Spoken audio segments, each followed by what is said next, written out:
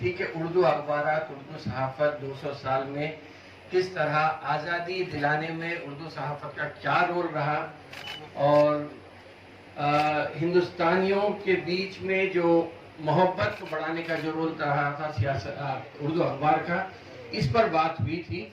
اس لیے کہ ہم اگر عوام سے جڑ جائیں گے تو اخبار بھی تندرست رہے گا، اخبار کا مالک بھی تندرست رہے گا. جو اس کی بات ہے پورے ہندوستان میں آہستہ آہستہ یہ شفٹ ہوتے گیا. لکھنؤ، دلی، اس کے بعد حیدرآباد، بمبئی، بلکہ بمبئی میں سب سے زیادہ اردو میڈیم اسکول آج بھی موجود ہیں. لیکن پورے ہندوستان میں اگر جتنی سنسکرت ہندوستانی زبان ہے، یا بنگالی بولیے، آپ تیلگو بولیے، کنڑ بولیے، اتنی ہی اردو بھی ہندوستان کی زبان ہے. اور اردو کے لیے کوئی سرحد نہیں.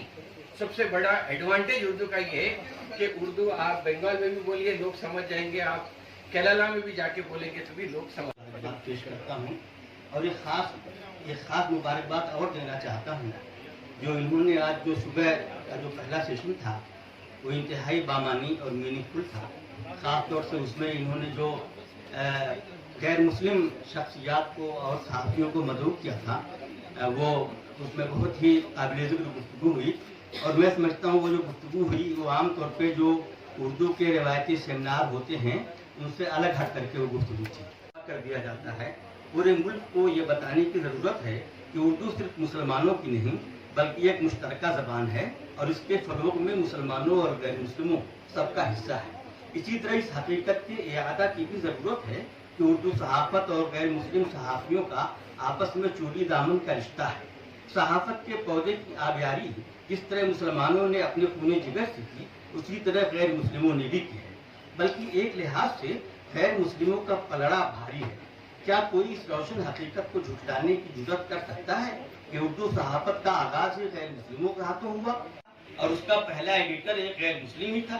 آج جبکہ ہم اردو صحافت کی 2 صدی کا جشن منا رہے ہیں، اردو کے پہلے اخبار جامع جہنما کے مالک اور مدیر ہریہر دت اور سدا سکلال کو بھرپور انداز میں خراج عقیدت پیش کرنے اور ان کی خدمات کو یاد کرنے کی ضرورت ہے. غیر مسلم شعراء و ادبا کی خدمات پر تو مضامین قلم بند کیے جاتے ہیں اور یہاں تک کہ کتابیں بھی تصنیف کی جاتی ہیں، لیکن غیر مسلموں کی صحافتی خدمات کا جائزہ نہیں لیا جاتا، یا اگر لیا جاتا ہے تو اس طرح نہیں جیسا کہ اس موضوع کا حق ہے.